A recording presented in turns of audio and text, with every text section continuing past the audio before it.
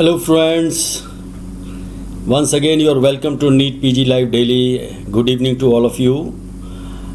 This is yet another session in the series of coagulants and anticoagulants. As I already mentioned last time that this chapter is a little lengthy and it requires better building of concepts and understanding of the topic in a proper way. So I thought of delivering more than 75 or 100 questions for coagulant and anticoagulants, because this topic is important from the examination point of view, because these drugs are very commonly used in cardiovascular disorders and all that. So these drugs do make a significant chunk of the most clinically used drugs. So I would like to give you an idea about all the drugs, these coagulants and anticoagulants, so that you don't have to go back to your textbooks and all that. And if you are interested, you can take a pen and paper and can make notes of what I'm saying, because I will be explaining each and every point and why this choice is not correct, why this is discarded, why this is selected. So this kind of points I will be discussing, and maybe something other peripheral information that could be of some use for you, maybe for other questions and all that will also be shared with you. So please guys, get ready and let's move forward.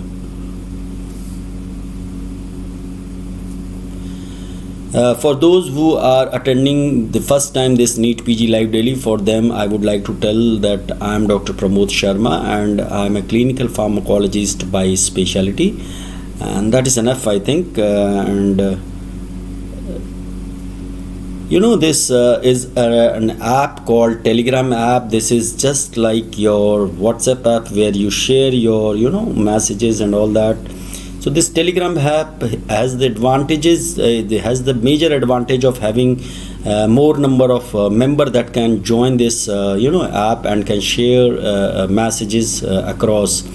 So this is the group which you should all join, and we all educator keep posting our information about our classes, the topic which is to be taken, the time at which it is to be taken.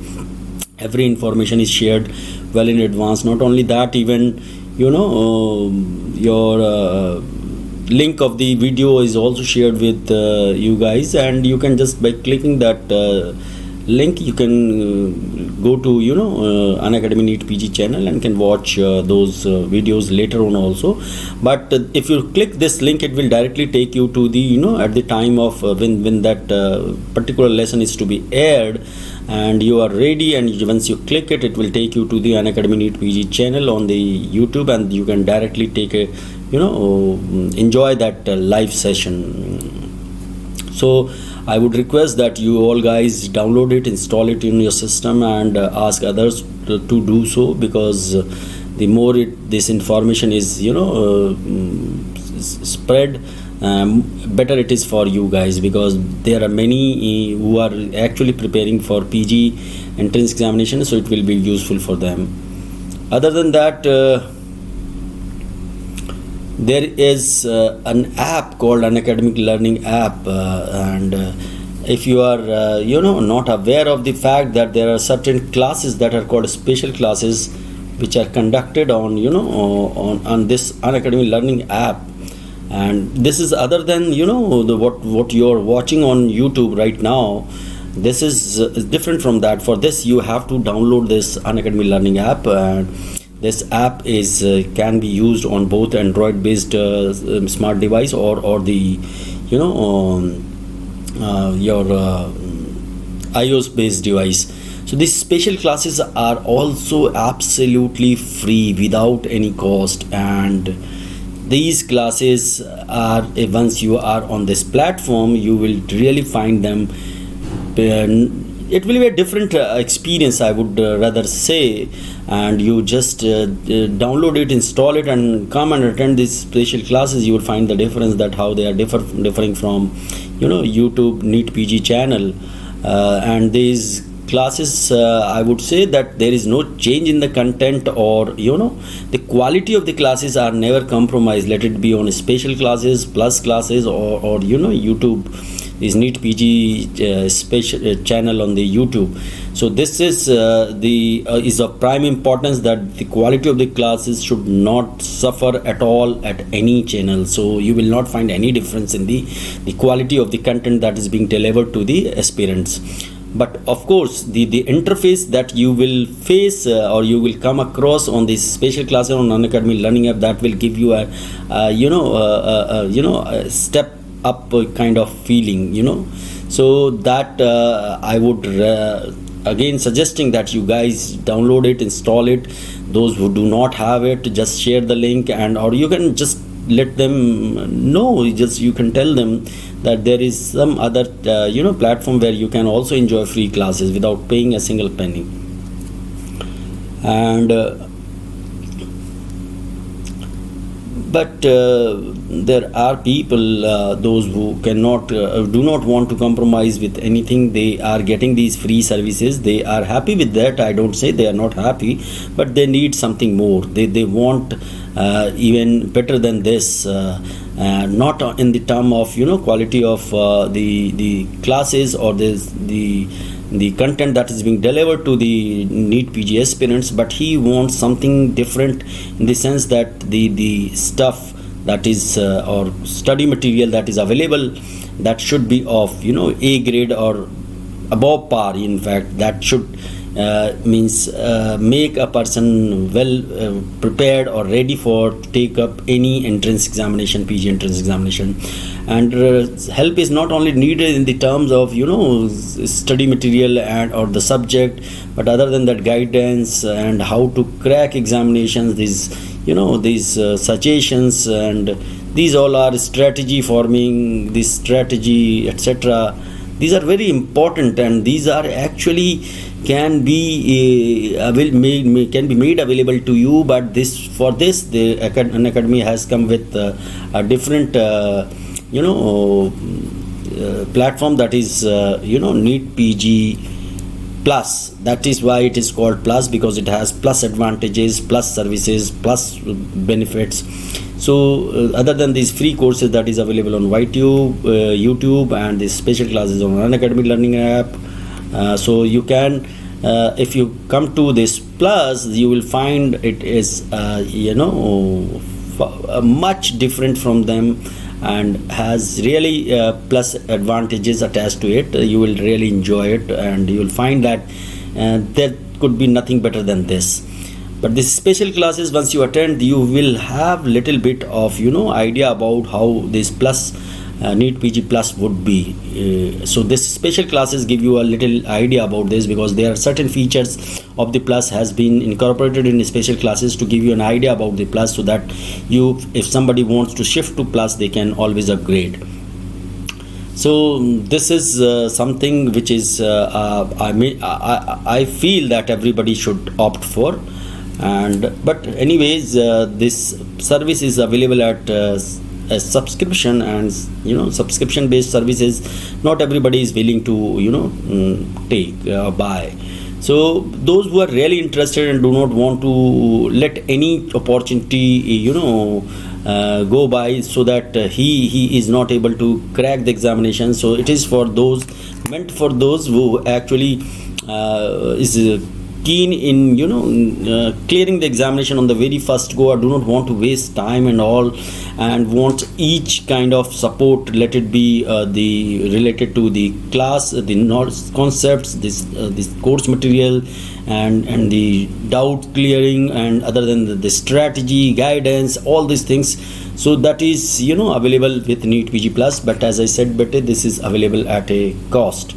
So but looking at the content and the quality services it offers, the amount which is being asked for these services for 12 months, this is a petty amount, like 22,500. So this is nothing for such a big course, for preparation for entire all subjects, for entire PG course, and preparation for all PG entrance examinations. And so this and even you will get 10% instant discount once you use my this referral code, which can fetch you 10% instant discount. So this amount becomes 20,000. That I don't think is a big amount. That is my say. I don't say that it could be a very petty. It could be a petty amount for everybody, but this is worth. For this course for 12 months. So there are two choices for 12 months. Either you can subscribe for 12 months or 24 months. So if you are willing to buy for 12 months, that is also fine, but 24 months is better than that. But it's your choice which one suits to you, your requirement, your need. But in 12 months you will be having, because this much time is required to cover up entire syllabus and to make you ready for the fight, or to take up these entrance examinations. So during this period you will come across the many educators. All educators are learned people. They have vast experience in their subjects. They are expert in their subjects. They can be subject matter expert. So these guys will teach you, then you will definitely learn better. And more, not only that, each educators, other than the knowledge about his subject and all that, have many qualities. Those qualities you can always learn and imbibe from those educators. So it will make you a perfect person. Not only it's just not making you ready for the exams. You will be a perfect man, and you can learn from many, because they are from the clinical field, non-clinical field, paraclinical field. So you will learn many things. And when whatever stream you choose as a career, you will definitely be benefited by their experience. And they keep hosting the variety of courses on this NEET PG Plus platform. So you can always attend those, and that will make you a better learner, a perfect learner, so that your chances or your probability of cracking an exam becomes higher. I don't say that it becomes absolute that you are going to crack the examination without with all odds and all that. Nobody can stop you. It's not like that, but you will be definitely better than others.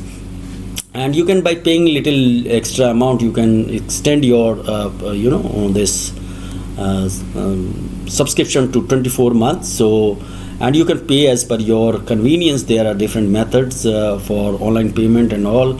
So depending upon your need, you can always pay as per your convenience. Why I was talking about this plus, very high about this plus, because this plus is really plus. It has plus advantages, plus features and all that. Because the live classes you are attending is I can't say that you are just this is one way traffic. You are a passive learner right now. You are just listening what I'm saying. You cannot raise any question, you cannot raise any query. So this becomes little one way traffic. So this is not an ideal way of imparting knowledge to the learners via through an educator.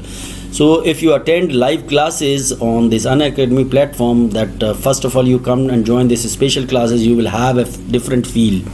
And but here in Unacademy, this NEET PG Plus, this live classes will it will give you a feeling of being in the class, physical class like a feeling, because you can raise or interrupt educator anytime for any query, any question, any doubt, and that will be meticulously will be handled, or amicably will be resolved by the educator. And this communication is more frequent and it is healthy, and that is good for for both for educator as well for learner, because learner clears his doubt and educator comes to know what exactly actually learner is looking for, what are their needs. So this two-way communication is always a better method of sharing knowledge. So other than that, the power has been transferred to your hands, in your hands, that you can also send feedback, you can poll, you can judge the quality of the contents, you can ask for some customization, you can send some creative suggestions, because anyway it is you that is the beneficiary and who's going to benefited by these classes. And if you want certain changes, certain feedback you want to give, that those are very happily accepted and are actually worked upon. Even it's not that they are thrown in a dustbin, they are very seriously taken, and accordingly changes can be made from the educator side. And leaderboard facility is also there. So this leaderboard, is a kind of tool that you also come to know about how you are doing, and you also come to know about your peers, that whether they are at par with you or they are better than you. And we also have an idea about the group. Yes, the group is doing well. They are able to solve questions. Whatever the question is posed to them, they are answering it in a much better way, and the topic is more or less is very much clear to them, and they don't need any extra kind of support or assistance is that particular topic. So this kind of idea we also get from this leaderboard. So this is helpful for both you and us. And on the platform, NEET PG Plus platform, there are many test series available, their analysis. You can solve as many as possible, and this is the more you do, better you become. So this is the key to the success, that anyway you have to work hard, because there is no shortcut to the success. And if you really want to be success with success means you are getting a subject of your choice, you are getting a college of your choice. For that you need to work hard. Nothing comes automatically to you. You are not that lucky, or nobody is that lucky that the things will fall in his or her lap without doing anything. This is impossible. Luck does play a role, but that role is very minimal. But it's your hard work and and your dedication that actually pays off at the end.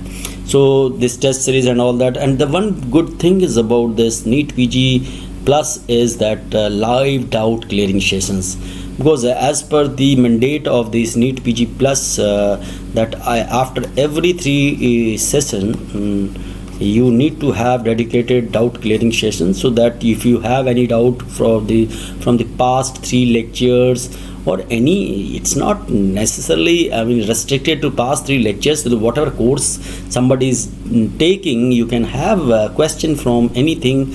If you lately realize that yes, this was not actually clearly understood by me, and so I want a clarification, or I need a justification for this answer, why it is like this.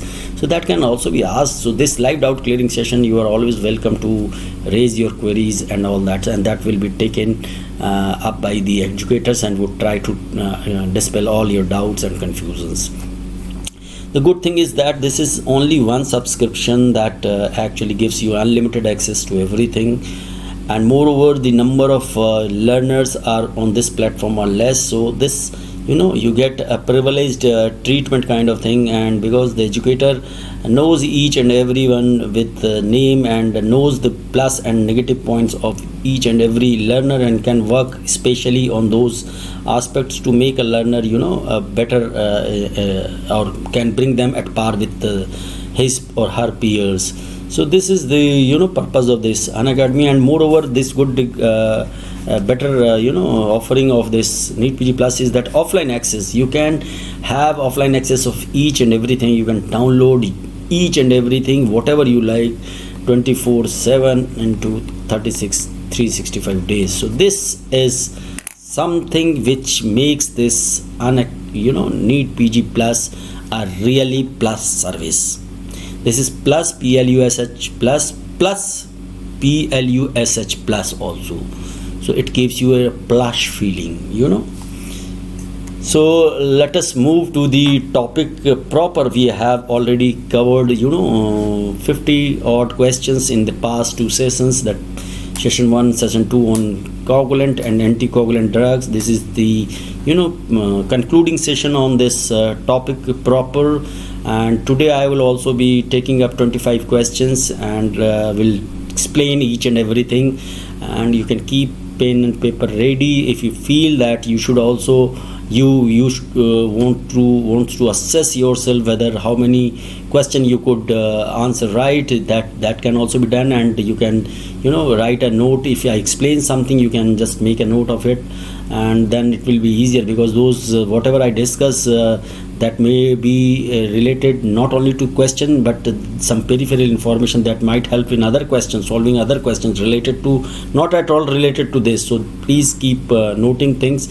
That is up to you if you feel like right. So first question of the day is, the pseudo resistance to heparin is detected by, heparin resistance, let me tell you, heparin resistance is of two type.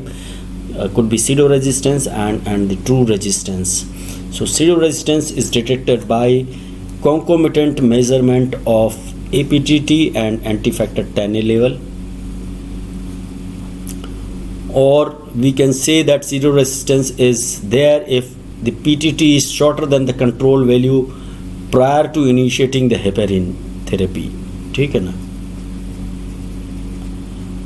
Or high concentrations of factor 8 and fibrinogen in plasma,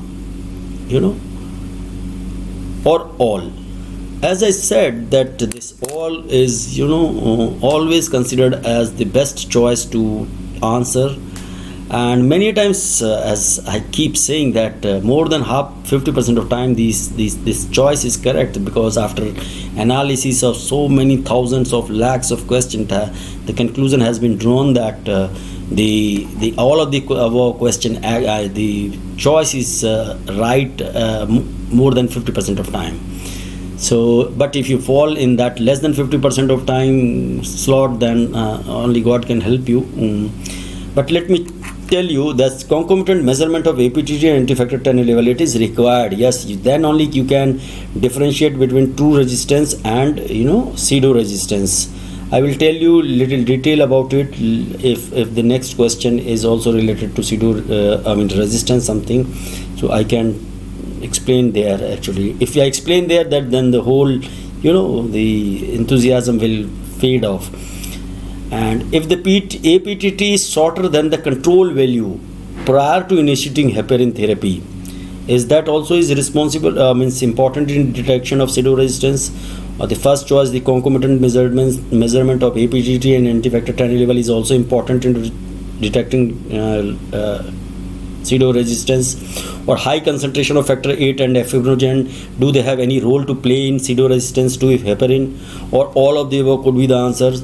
So for your information, let me tell you this all of the above is the correct answer. So you just remember that all these three things should be there, and this is important, or these three things are important to diagnose or detect pseudo resistance. And for example, this high concentration factor 8 and fibrinogen could be the reason for pseudo resistance. This could be a causative factor because of higher plasma level of this factor 8 and fibrinogen, right? So I think things are clear. Let me go to second question. If this is also related to resistance, then I will explain little more about this resistance and all that. Patients who have developed heparin resistance would fail to achieve a therapeutic APTT with daily doses of. This is something which one should know, that we usually use hardly the unfractionated heparin dose is required. We give as a bolus like 5,000 unit. After that we give some unit per kg per hour kind of thing. So the resistance has been defined as that when therapeutic APTT is achieved only with the daily doses. So you just guess what could be the answer. Do you think that it is 25,000 units or more? The baseline is 25,000, more it could be anything. So so this is not the correct answer. 30,000 units or more of UFH unfractionated heparin, no. 35,000 units or more of UFH, yes. 40,000 units or more of UFH, no. So this is 35,000 units or more of UFH. So this is the right answer, and this is once a patient starts using more than this units or to achieve therapeutic APTT like 2 times or 2.5 times of the normal, then it is considered that heparin resistance has set in, and one has to find out certain or some corrective steps to get rid of this resistance. Maybe one has to find some alternative agent or something else.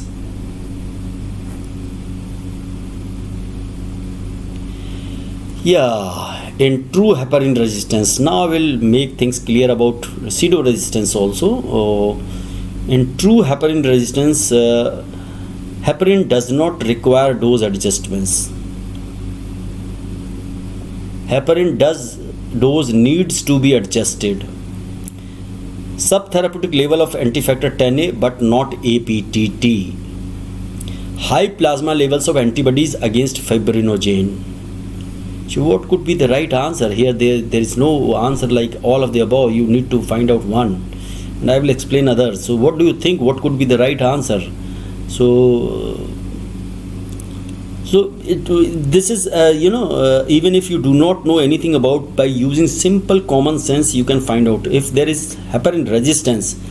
So obviously you need to adjust doses. Let it be on, you don't know anything, but this you can make out. If there is heparin resistance, then something with the doses one has to do. One has to play with the doses and all that. So this is means if you apply little bit of your mind by using your common sense, though common sense is a rare sense, but if you apply common sense, you can simply figure out that this could be the answer.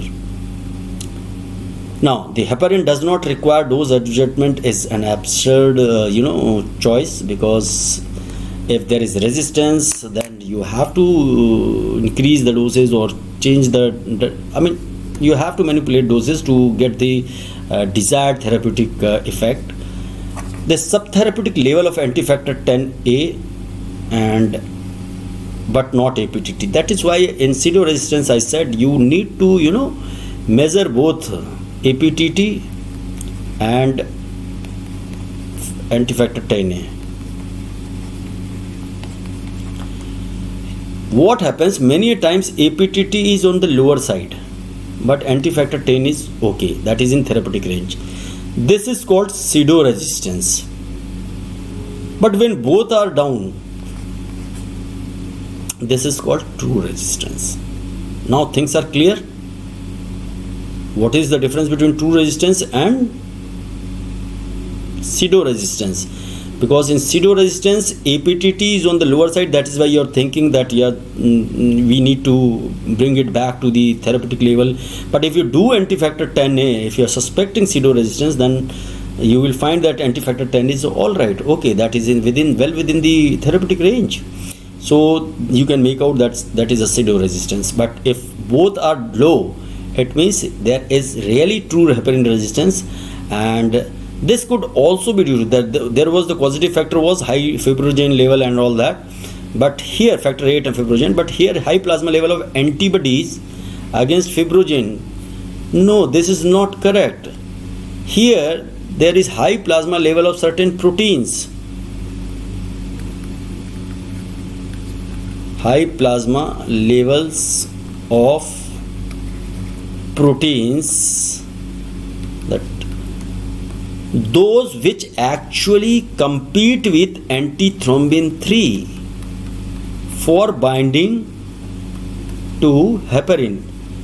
I told you heparin binds with, the heparin does not have its own activity, anticoagulant activity. Once it binds to antithrombin 3, then only it becomes anticoagulant. So many proteins are there, they are competing with antithrombin 3 to bind with heparin. So what happens? The less of antithrombin 3 will bind to the heparin, so effect will reduce. So you will require higher doses, so this will set in resistance. Or this could also be due to deficiency of antithrombin 3, genetic deficiency or anything, antithrombin 3 deficiency.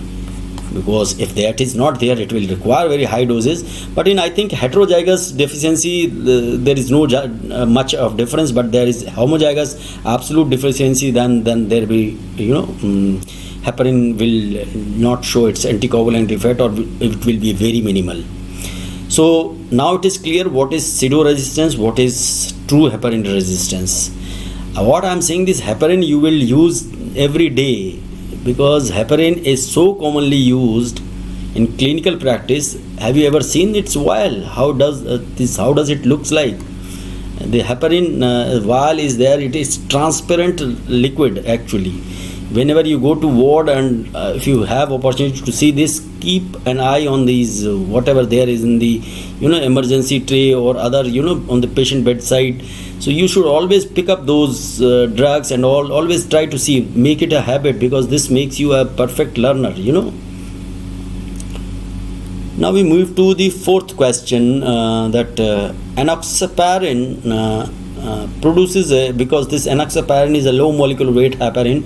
What are other low molecular weight heparins other than enoxaparin? Tinzaparin, dalteparin, natroparin, these are all low molecular weight heparin that produces a relatively predictable anticoagulant response, and monitoring may not be required. Usually not required, because they are administered in fixed doses and in milligram basis. They are pre-filled syringes are available.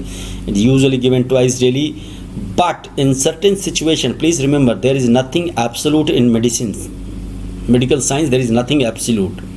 It is otherwise anybody can become a doctor. This is your clinical acumen and everything that actually decides that how a drug or how works efficiently, how a patient actually diagnosed properly and respond to the treatment in a better way.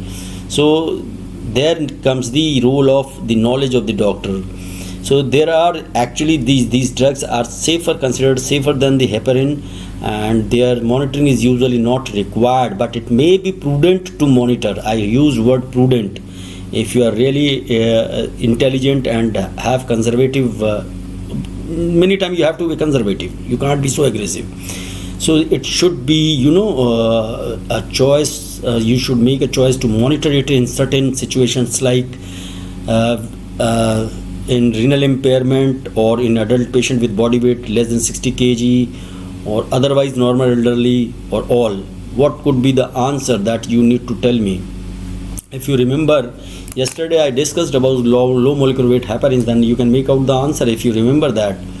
So if you go back once you attend these classes and you just watch this or go consult the books and all that, you should always find out things, or you have noted down certain points which I have spoken about low molecular weight heparin yesterday. Then this could be important for you. So in which conditions we should try to monitor the therapy with enoxaparin, that is low molecular weight heparin? So all is not an answer here, because this is a misleading choice. Otherwise normal elderly individual, not needed. I will say why I have written otherwise normal elderly. Adult patients with body weight 60 kg, not needed. Renal impairment, yes, very much needed, because this low molecular weight heparin is handled by kidney. They are eliminated by kidney. So if renal impairment is there, there could be a hyper anticoagulant effect, can lead to bleeding and all that. So, and other than that, it is required. You said, sir, only one you are saying, but there are other patients, group of patients where you need to monitor therapy. For example, those who are obese individuals. Obese, you should know the definition of obese. Obese is mildly obese, 25 to 30, 35 to 40 obese, and all that criteria is there.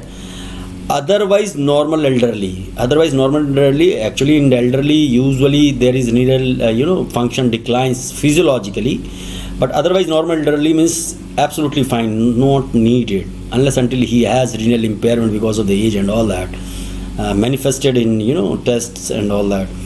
It is avoided in children. It is to be monitored in children, obese individual, children, and also in pregnant women.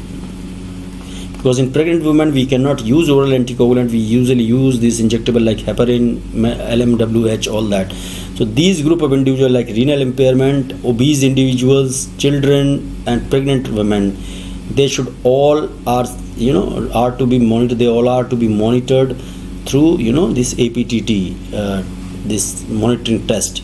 So this is the correct answer for this question, but other information I have given to you.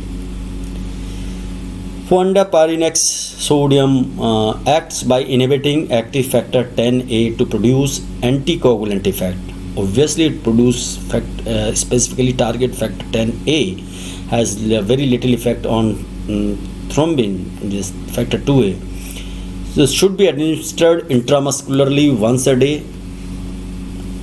It is a synthetic pentasaccharide. Should not be used in patient with creatinine clearance less than 60 ml per minute. Is contraindicated for thromboprophylaxis in patient with undergoing hip or knee surgery. So these are this 4 choices when I explain, that gives you entire idea about Fondaparinux. You will be attempting MCQs. If this PG entrance examination is suppose subjective, you can make a short note on Fondaparinux sodium based on this information is there. So the right answer here is only this B. It is a synthetic pentasaccharide. I told you that the heparin can bind with both antithrombin and thrombin, because for that thrombin is a bigger molecule, so it requires long chain. So at least 18 saccharide units should be there in the heparin. That is why heparin is able to counteract activity of both factor 10A and as well as factor 2A. But this low molecular weight heparin, most of the fractions are less than 18 saccharide length. They are less than 18 saccharide units in, but some of them may be having 18 or more. So they are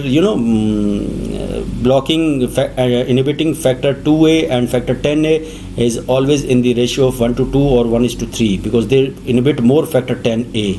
But in case of heparin, this is 1:1 equal, right? But this Fondaparinux sodium is only having this pentasaccharides, and this pentasaccharide is nothing. Is this sequence is present in the heparin and low molecular weight heparin, which is essential for binding with antithrombin 3. Because this antithrombin 3 binds to these molecules when this pentasaccharide residue is detected. So this is only pentasaccharide residue. So this can, once it binds, this antithrombin site of its catalytic site gets open, and factor 10 can attach with it, and it can be. But for counteracting activity of factor 2A, the long chain of saccharides are required. That is 18 saccharide units at least. Should not be. So this is the correct answer, pentasaccharide, and this is not administered intramuscularly. It is administered subcutaneously. If you administer intramuscularly, it will lead to a big hematoma. Remember all this thing. Okay, never inject intramuscularly. Should not be used in patient with creatinine clearance less than 60 ml per minute. Yes, this 60 ml per minute GFR is not bad, but there is impairment of the renal function, but this is not bad. This is recommended when the creatinine clearance is less than 30 ml per minute. It is contraindicated for thromboprophylaxis in patient undergoing hip or knee surgery. Rather, it is indicated for this hip and knee surgery to prevent this thromboembolic phenomenon. So this is required here. So this is not contraindicated. Rather it is indicated. Got my point? Indicated. This is an indication. So this is all about Fondaparinux sodium. Got my point? The 6th question is the correct statement regarding a heparin related drug Fondaparinux. I am talking more about Fondaparinux because I will make everything clear to you. You need not go back to the books. If you feel like, you can always consult books. If you note down these notes or whatever I am saying, explaining, then I think that will be a ready reckoner kind of thing for you. So it is much more likely than heparin or low molecular heparin to produce heparin-induced thrombocytopenia. Is used off-label in prophylaxis of venous thromboembolism in HIT, heparin-induced thrombocytopenia. Is longer acting than heparin but shorter acting than low molecular weight heparin. Has more saccharide residues than enoxaparin. From the previous question, you can simply make out that it has more saccharide unit. This cannot be correct because it has only pentasaccharide residues. Okay? It is longer acting than heparin but shorter acting than low molecular weight heparin. This is true that it is longer acting than heparin. And heparin T-half, I told you, is dose dependent. Can vary from 1 to 8 hours depending upon the dose. But shorter acting than low molecular weight heparin. This is no. This is the longest acting actually. The heparin is shortest acting, low molecular weight heparin is intermediate acting, fondaparinux is longest acting. This has T-half of around 17 hours. This once daily dose is sufficient. It is used off-label in the prophylaxis of VT in HIT. Yes, this is the correct answer. It is used, but this is not the licensed use. It is effective and it is used off-label in the prophylaxis, not treatment. I am taking, just focus on these words also. Prophylaxis, treatment, all that, these have different connotations. Prophylaxis means for prevention and treatment means once this event has already occurred and you are trying to resolve it with the treatment. And it is much more likely than heparin or low molecular weight heparin to produce HIT.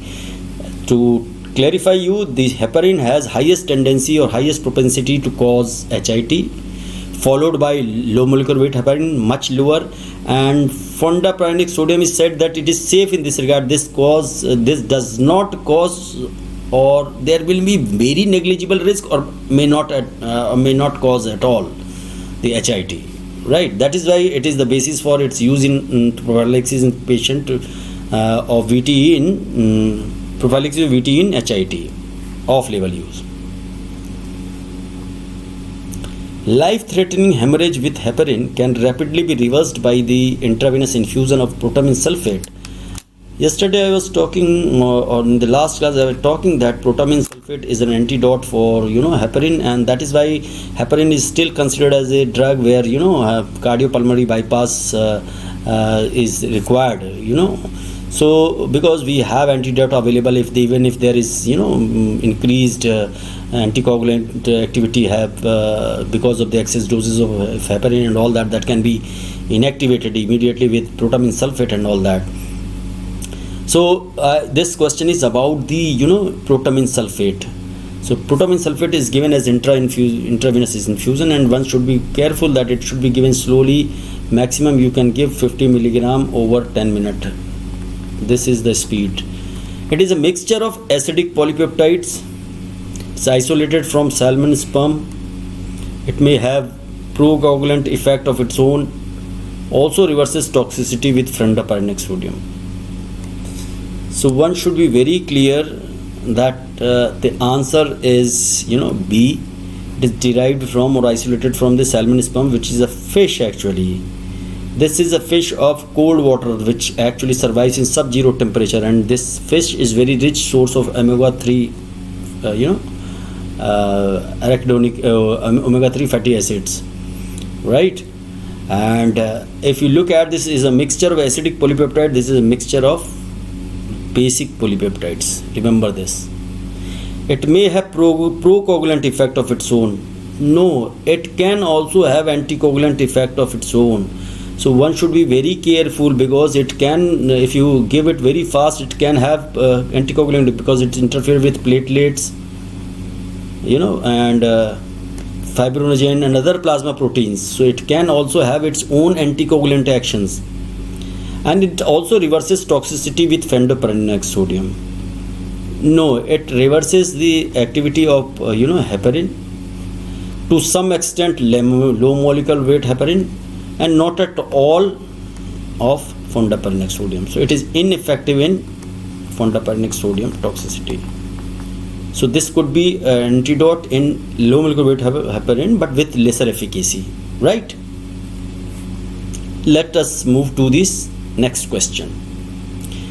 The usual dose of protamine in heparin-induced bleeding episode is 1 milligram for every. We are coming, one by one in a sequence now we talked about protamine. Now how much protamine is required. So the protamine is, for 1 milligram of protamine is sufficient for how many units of heparin remaining in the patient. Why remaining in the patient?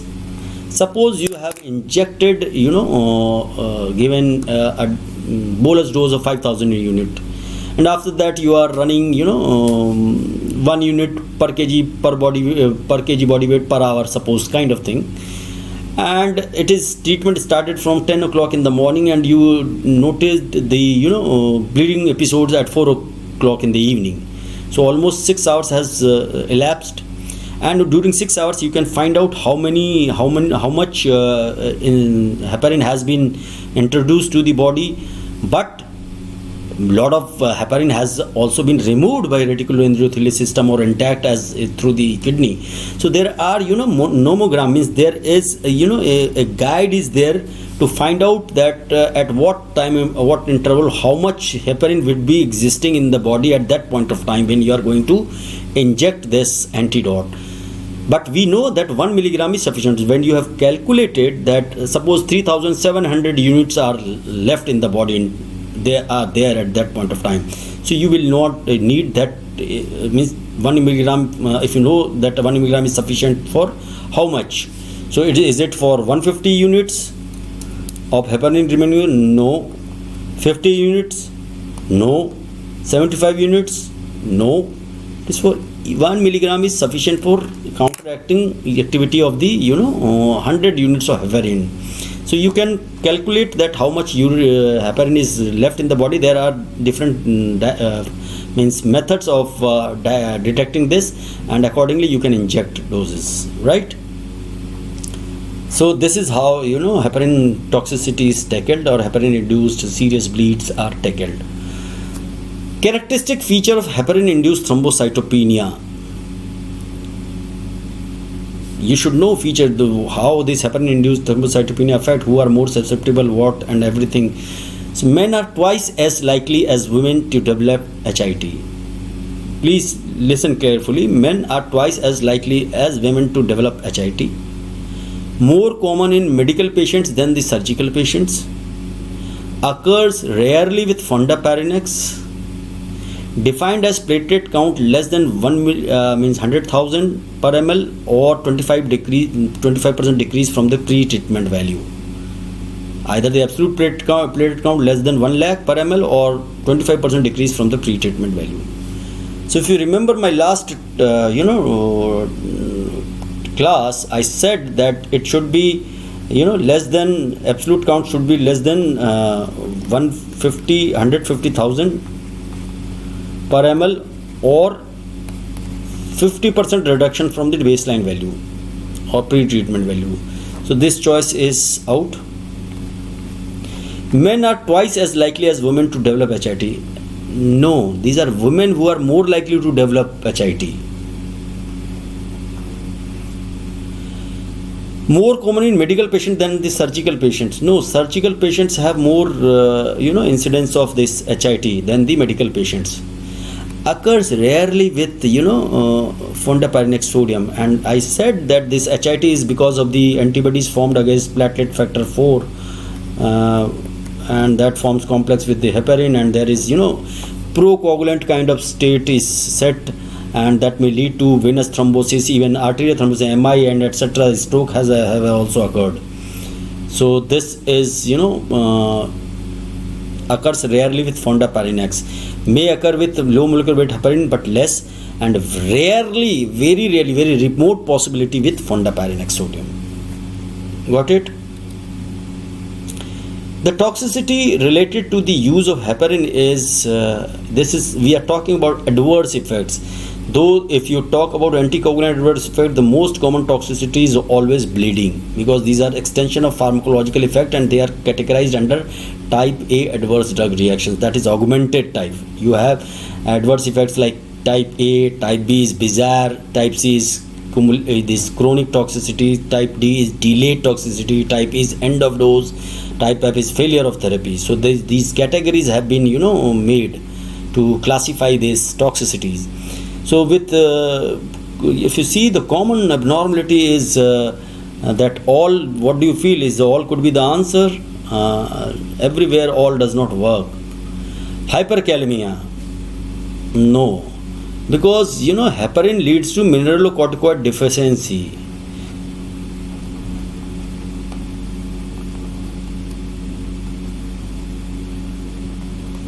Antagonize the mineralocorticoid action, so it can lead to hyperkalemia. Yes, it can lead to hyperkalemia. And osteonecrosis, but it's not osteonecrosis, it is osteoporosis. Osteonecrosis is side effect of bisphosphonate. So you should know that osteonecrosis is also a term, but that is the problem with osteonecrosis of the jaw and all that. That is with the bisphosphonate drugs that actually are used to improve bone mineral density. But osteoporosis can occur, and this is due to because of increased enhancement of osteoclast activity and suppression of osteoblast activity. Not only that, some group school of thought have also suggested that there is depletion of this mast cell from the bone marrow. The heparin is prepared from the or released from the mast cells, and also activation of the or enhancement of the PTH action. This heparin can lead to enhancement of the PTH action, parathyroid hormone action. So these all can be possibilities for osteoporosis. The most common is this osteoporosis, hyperkalemia, this hepatic function test, abnormality. So the answer here is this hepatic function test. But all three, osteoporosis I said, and this because of the mineralocorticoid activity, this can be the side effect. Right? So we should move to the next question.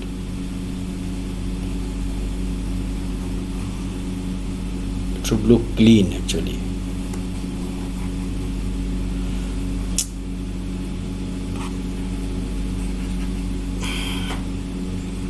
So next question is the serum creatinine and activated partial thrombopoietin time should be monitored on daily basis in therapy with heparin, desirudin, ergotroban and all. All is not the answer. Ergotroban is not the answer. Heparin,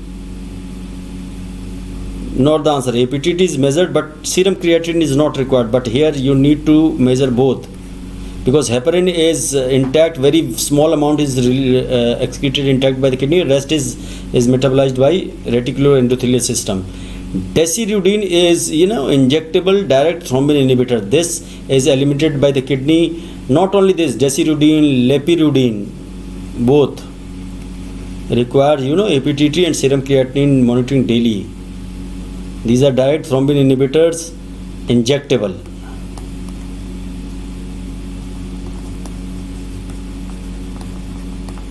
Right?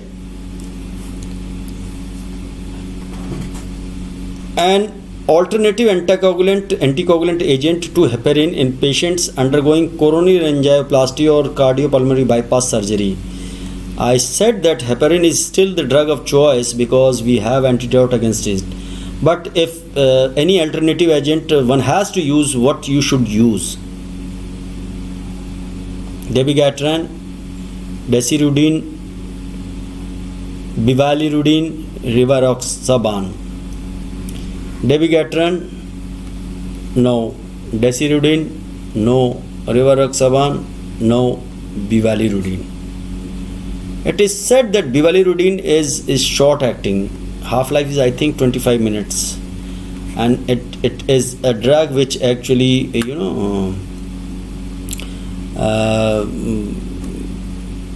this bivalirudin is an injectable direct thrombin inhibitor like desirudin and all that.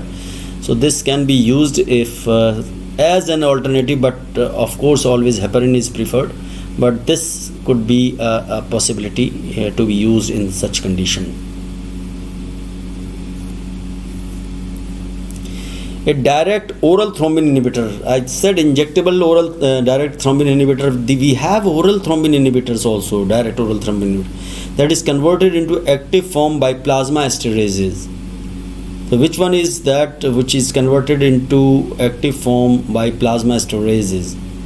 Dabigatran, desirudin, argatroban, apixaban. Apixaban? No. Argatroban? No. Desirudin? No. Dabigatran, atixilate. This this atixilate is an ester kind of thing. So if you admit this orally is taken, this converted by plasma esterate to dabigatran, and dabigatran is also, I think, is forms a active metabolite also after that. So this dabigatran is the drug which is a direct oral thrombin inhibitor. This is the only direct oral thrombin inhibitor which is in clinical use. Rest are desirudin, bivalirudin, lepirudin. Many of them have been actually discontinued in US. Desirudin, I think it was there, but it is discontinued. Right? Dabigatran, orally active direct thrombin inhibitor, can be best described by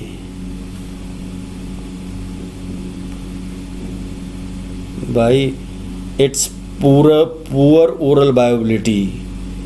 Dosage reduction is not required in renal impairment. Indicated to prevent thromboembolism in patient with mechanical heart wall. Risk of intracranial bleeding is higher than warfarin. This is not the right answer, because with the advent of dabigatran, the risk of intracranial bleed is reduced by 70% in comparison to warfarin. Got my point? And it is orally active, so it will be a better choice than the warfarin. Indicated to prevent thromboembolism in patients with mechanical heart wall. It is contraindicated,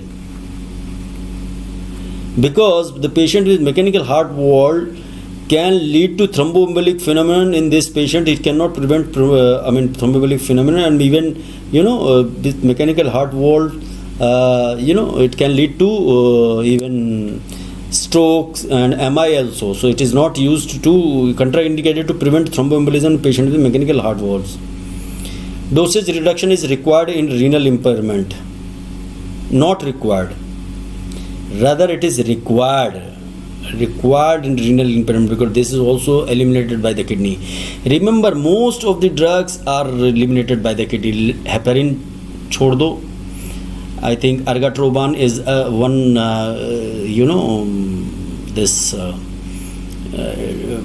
exception. Otherwise, usually these all are excreted through the kidney, and one should be careful about the dosages when patient has hepatic renal impairment. Poor oral bioavailability. Yes, this is the right choice, because this drug has very poor oral bioavailability, maybe 5 to 6% only. But despite that, is effective. That much is sufficient, because dosages are administered are of that magnitude that even 5 to 6% bioavailability can show therapeutic effect. The drug should be very potent, in fact. That is why even if 5 to 6% is absorbed or available bioavailable, that is sufficient. Dabigatran plasma concentrations,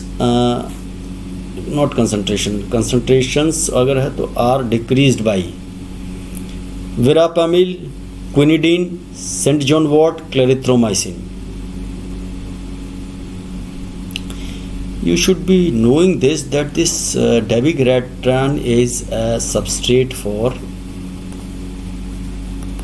P glycoprotein.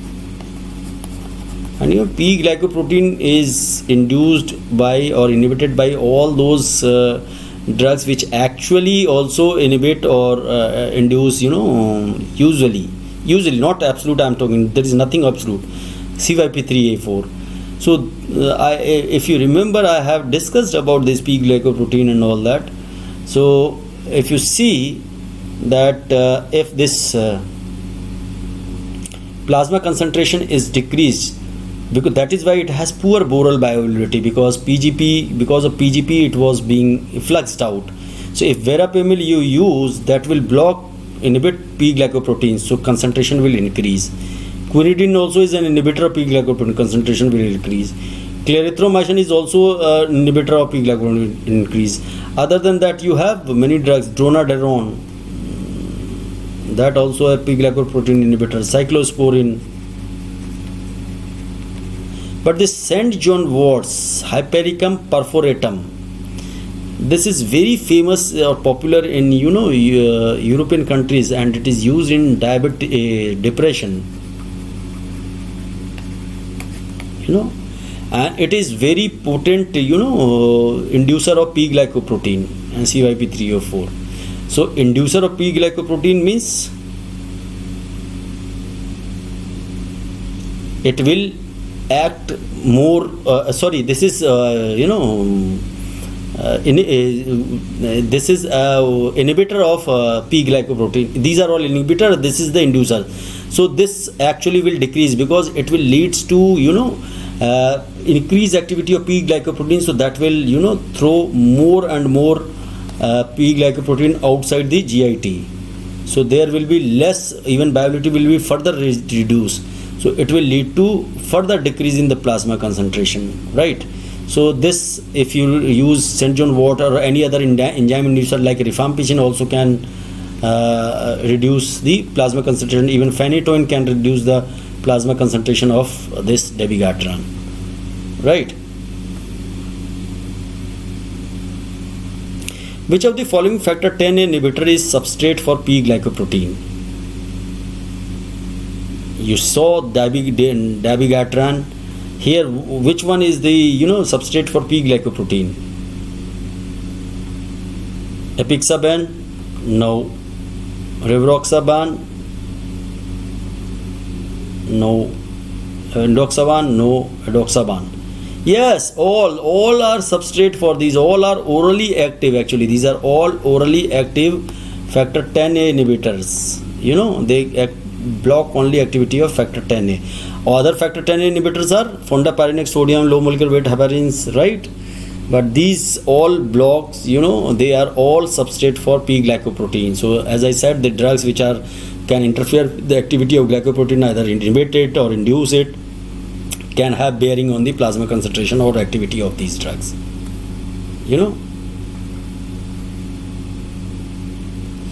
To enhance the oral absorption of rivaroxaban, the drug formulation should ideally release the drug.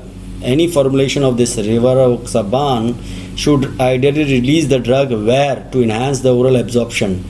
Either in the proximal small intestine, distal small intestine, stomach, colon. What your gut feeling says, where actually the maximum drug absorption occurs.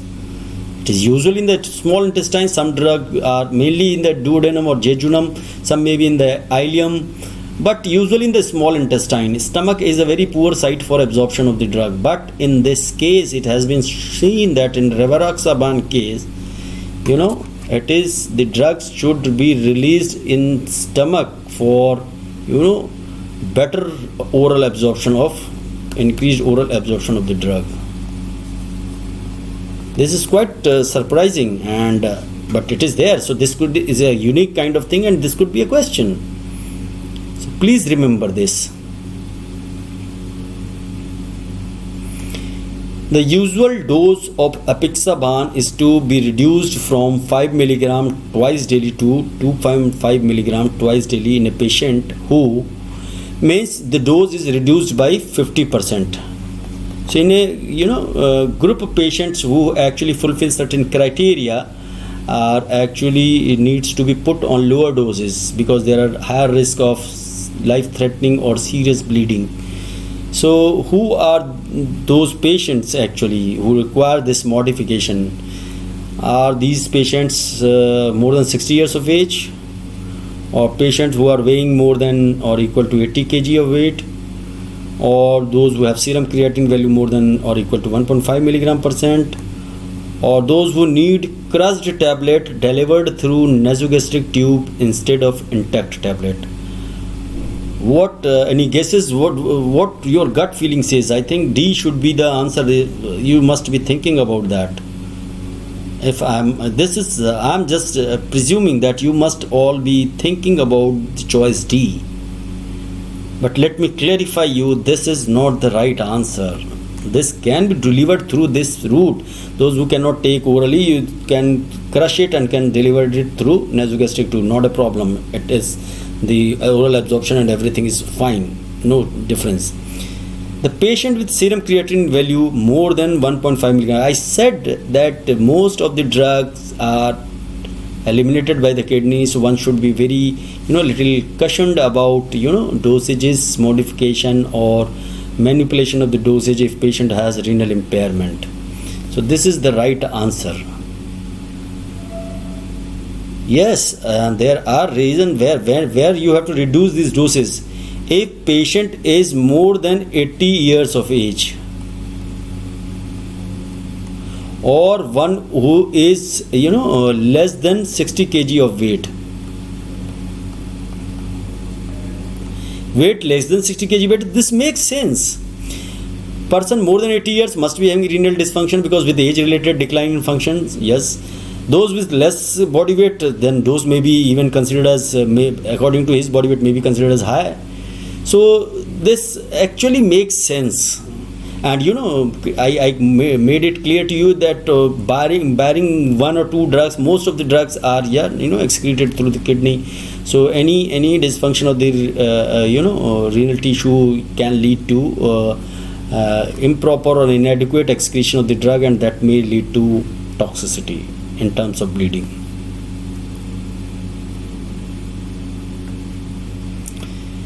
There is minimal hepatic metabolism, and liver disease does not affect the pharmacodynamics of edoxaban, apixaban, rivaroxaban, dabigatran. This is a little tricky question. As I said that most of them are excreted by the kidney, so nothing to worry about. This is also simple. All are excreted by kidney. So modification of dose may be required in renal dysfunction. But this edoxaban is not metabolized in liver. So what? And so liver disease will not affect its pharmacodynamics. So what is the big deal in it? It is actually excreted by the kidney. If there is no hepatic metabolism occurring, what is the problem? No problem. So the answer is A. But in renal failure, everything you have to pay attention to the dosages. Otherwise, you may land in problem. The factor 10A inhibitor edoxaban is not recommended in patients with creatinine clearance over 95 ml per minute because of increased risk of. Have you ever heard that a drug is being contraindicated or not recommended because patient has high creatinine clearance, or means towards normal creatinine clearance? This is very unusual thing, and this is unique about this drug, and you should remember this thing. This edoxaban was related with no hepatic metabolism, but and all that, and this clearance over 95 ml per minute. It has been seen that it has increased the risk of ischemic stroke. A reason why I can't say, but this has been found, has been reported in clinical studies that those who have better creatinine clearance over 95 ml per minute, they had more chances of stroke, ischemic stroke. Rest of the things are. So this is very unique thing. First time I have come across this kind of information. And these kind of data, keep changing. That suppose some new information comes up tomorrow and says no, it was not a right finding, but other trials have eliminated this doubt that if patient is given edoxaban with creatinine clearance over 9500 will have increased risk of ischemic stroke, but we found in a very large study that the risk is not more than the placebo treatment. So that could be also, the science is ever changing, it's not static. It's science is something which keeps evolving every day. So tomorrow it might change. I have seen within 6 months many things, many drugs, either their doses have been changed or their indication has been changed, either new indication has been added or the existing indication has been removed, or black box warning is attached, or the drug is withdrawn from the market because of certain reasons, or the dosage regimen have been changed. So many things has been changed, and new drugs have been added to a particular indications and all that. So within this pharmacology has one beauty, that this is the area that keeps you moving, this particular subject, because every other day you have new development. No other subject is so dynamic, so evolving than pharmacology. Rivaroxaban, an orally active factor 10 inhibitor, is recommended to be used in treatment of post-operative hip and knee replacement, that is post-operative deep vein thrombosis, treatment of stroke prevention in patient with atrial fibrillation, prophylaxis of DVT, prophylaxis of pulmonary embolism.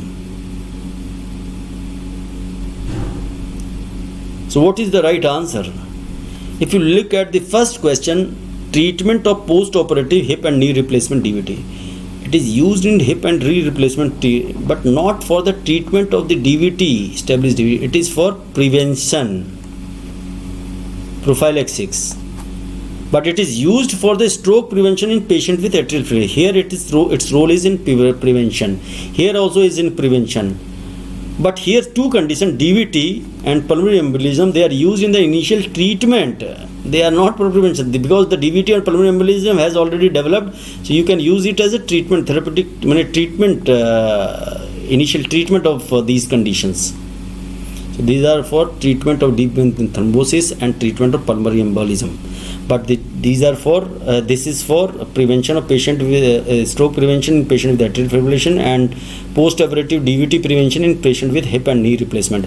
Actually, this was the first indication which was approved, the post-operative prevention of post-operative DVT. But later on, with newer studies, newer data came in, and other indications were also licensed actually for this molecule.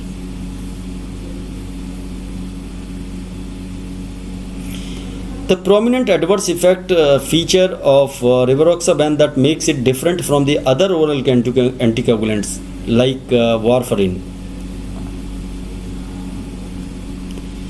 What is the prominent adverse effect feature of rivaroxaban that differentiates it from the anticoagulant or from warfarin? Rates of intracranial bleeding is at least 50% higher. I am talking about rivaroxaban. These all facts are about rivaroxaban. So rivaroxaban can cause 50% higher intracranial bleed than in comparison to warfarin. Or rates of GI bleeding is lower in comparison to warfarin. Life-threatening and fatal bleeding is higher with rivaroxaban in comparison to warfarin. And increased risk of bleeding with concomitant NSAIDs therapy with rivaroxaban. This is all about rivaroxaban. So if you look at the rates of intracranial bleeding is at least 50% higher. If suppose we are developing new drug, warfarin is an age-old drug, and if some new drug is not showing better safety profile or efficacy profile, then it is it will not get approval. So how this can be that it can cause higher bleeding than the warfarin? It is reverse. Actually, warfarin causes 50% higher intracranial bleed than the rivaroxaban. But the rate of GI bleeding is not lower. It is higher than the warfarin. This is the a problem with this rivaroxaban, because it is orally given. Warfarin is also orally given, so it is speculated this rivaroxaban can, unabsorbed rivaroxaban can lead to bleeding from the already existing some bleeding, defect or something like that. And life threatening and fatal bleeding is higher with warfarin, not with rivaroxaban. This is higher with rivaroxaban. Increased risk of bleeding with concomitant NSAIDs therapy. This is true for almost every anticoagulant. If you add antiplatelets, anticoagulants and antiplatelets are not same thing. Remember this, right? Antiplatelets are responsible for forming platelet plug, and on that platelet plug actually clotting factors act, because platelet provides, its surface provides phospholipid, it has rich in phospholipid, it provides phospholipid surface on which clotting factor can act, because phospholipid surface is important for amplifying this clotting mechanism 1,000 times. So then ultimately fibrin network is formed, and this platelet plug is converted into a clot, thrombus, it is consolidated. And once bleeding is and everything is removed, then it is fibrinolysis occurs and this clot is dissolved. That is normal. So whenever you use antiplatelet drugs or NSAIDs, these both can increase the bleeding risk with any anticoagulant agent. This, take it as a generic statement. So correct answer is D. Idarucizumab, a monoclonal antibody used as a reversal agent to an anticoagulant. Now the focus is more on the antidote of all the, because bleeding is a very dreadful and disastrous or catastrophic kind of adverse effect. So we need to have certain antidote against anticoagulant, so that this bleeding can be controlled in time and patient's life can be saved. So it is a reversal agent to an anticoagulant in case of emergencies requirement of surgery. Suppose some patient is on some anticoagulant and met with an accident and he needs a surgery. Then, so for such cases, keeping this in mind, because it is not that the patient who are receiving anticoagulants are resistant to accident and they cannot meet with an accident. It's not like that. So name of the drug which can thus be neutralized by idarucizumab. So which drug can be neutralized by idarucizumab? Argatroban, dabigatran, bevalirudin, apixaban. It is dabigatran. This is Fab fragment of this monoclonal antibody, Fab fragment of antibody. This actually binds with this dabigatran, and not only dabigatran, it's anti-metabolite. It's a metabolite, this acetyl conjugate of the dabigatran, and this antibody has this dabigatran has 350 times more affinity for this molecules than the thrombin, because this thrombin inhibitor, but it has 350 times more affinity for this monoclonal antibody, so it will bind with this, so its action will be counteracted, so it will act as an antidote, reversal agent, better called as reversal agent. In case of life-threatening or uncontrolled bleeding, an agent called andexanet alpha is used in case of edoxaban, dabigatran, dasidudin, apixaban. This is also a reversing agent, controlled bleeding or life-threatening bleeding. So what would you use? This agent is there. This is approved by US FDA and is available. So edoxaban, no. Dabigatran, we have already seen, idarucizumab, or this dasidudin, no. This is apixaban. It actually blocks apixaban as well as rivaroxaban, but it is not approved for edoxaban. Studies are going on. Let's see. So this andexanet alpha is considered as the recombinant analog of factor 10A.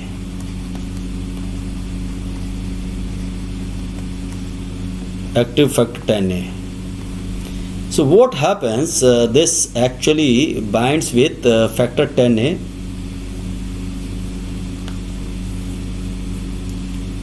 Actually this andexanet, what has been done to this molecule, it's active, these are all, factor 10 is a serine protease, so its active site contains amino acid serine. So this serine is replaced with alanine. So it lost this has lost its activity of enzymatic activity, but it will not act as catalytic clotting factor. And other thing is that its GLA residue, the factor 2, 7, 9, 10, their glutamic acid residues are carboxylated by reduced vitamin K. Those are called GLA residues. The GLA residues are removed from the factor 10A, so that it cannot incorporated in prothrombinase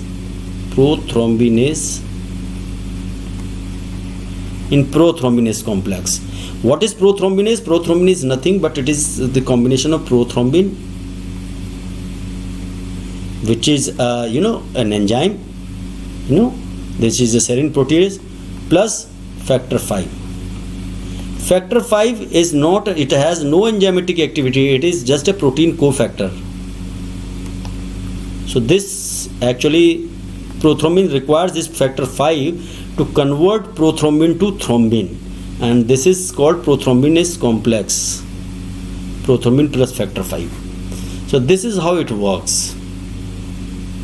And that dabigatran, I was talking about this idarosizumab, this drug actually this thrombin has a catalytic site. This is a hormone, this is a serine protease, as I said. So this catalytic complex, so this molecule, it has N terminal and C terminal. So N terminal block this area, this catalytic site, and N terminal C terminal blocks the area which is actually binds to fibrinogen.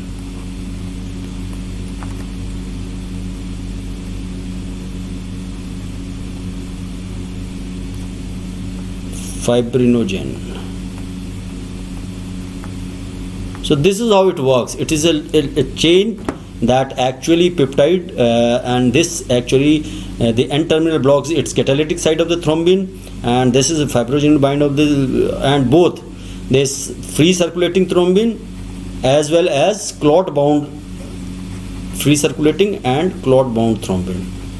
So this is how it works. Okay.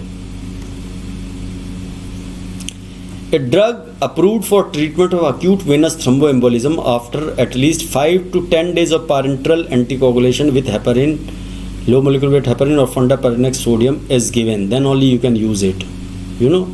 So which one is that drug? And this has been also seen, if you stop that drug suddenly, there is increased risk of thromboembolism. And if you start giving that drug, it takes some time, so that period should bridged by some anticoagulant, parenteral anticoagulant like heparin, low molecular weight heparin or fondaparinux sodium. So this is the drug. Just remember it. It is not bivalirudin, it is not ergotroban, it's not endoxaban. This is dabigatran, oral direct thrombin inhibitors. Take only one that is in clinical use. Maybe earlier it was melagatran, zymellagatran, that has all been removed, I think, from the market. I knew that zymellagatran was a prodrug which was converted into melagatran and all that, but those are no longer available. So I think everything is clear. Or do you have any doubts? You can, if you have joined Unacademy Learning app, and you start following me, you can send me message and related to these questions also, I can give you an answer on those. I can reply to your messages. There is not an issue at all. So please take full advantage of your educator. Why you are sitting idle? If I am ready to give you, the reply, what problem do you have? Nothing. Just go ahead and drop a message to me. So this is all about the the today's topic, and with that I think coagulant anticoagulant does not need any extra questions and all, but as many as you solve, that is always better for you. You can solve thousands of them, and this is up to you, but it's always better first read chapter once and then attempt questions. That gives you a better idea. So for again I am here to suggest you something, that this Telegram app is a lifeline for you kind of thing. You just download it, guys, if you have not downloaded it, and it is just like a messenger app. You can see this WhatsApp is here. It is just this icon of Telegram is like this, and you can join this group. In this group the problem is you will get all the information, but you cannot send messages. You can receive messages, and actually this group is made for you guys only to you share all the classes information, timing, the educator, the topic, and all that will be shared with you in advance, so you have enough time to decide which lecture to watch and what is to be and you can always postpone your activity or prepone your activity, just to, if you want to watch any lesson of your favorite educator or any favorite subject like that. So please ask other friends also to do the same. And as I said, you come on Unacademy Learning app, you will feel the difference. And as I said, that is a better way of communicating with your educator. And as I said, if you have questions related to these MCQs and all that, once you are on Unacademy app and you start following me, and all of you start following me, you can send your messages. I can resolve them issues. I can resolve them. So just get them downloaded and get this downloaded and install it on your system, and ask others to do so also. But for those who want something extra in terms of the guidance, the course material, the better interaction with the educator, and the study materials and exposure to different courses and all that. So for that, NEET PG has brought NEET PG Plus. Unacademy has brought NEET PG Plus, which offers many services which are not available anywhere else. That is why it is called Plus, and it is available on the paid basis. So you have to subscribe for it, and the subscription cost is also not too much. I don't think it's a bad bargain. It's worth going for it. And you can have this subscription for 12 months minimum, and you can extend it to 24 months, whatever you feel like, which suits to you. And here you get all-round development of PG aspirant, and definitely they come out as a better learner, and have a higher probability of cracking or qualifying any PG entrance examination. That is for sure, because the platform is such that provides all possible support in the term of and the interaction, the doubt clearing, the study materials, the everything, personalized attention, the guidance, the strategy making, and all that. And you can pay as per your convenience, whatever you feel is most convenient for you. And whenever you use, guys, don't forget to use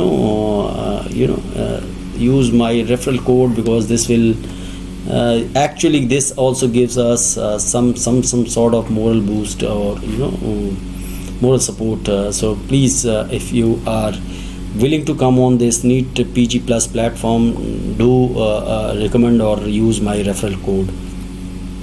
The advantages, I said, in live classes, there is better real-time interaction with your educator. That is always in favor of the learner. And educator also come to know about where exactly the learner is facing difficulty.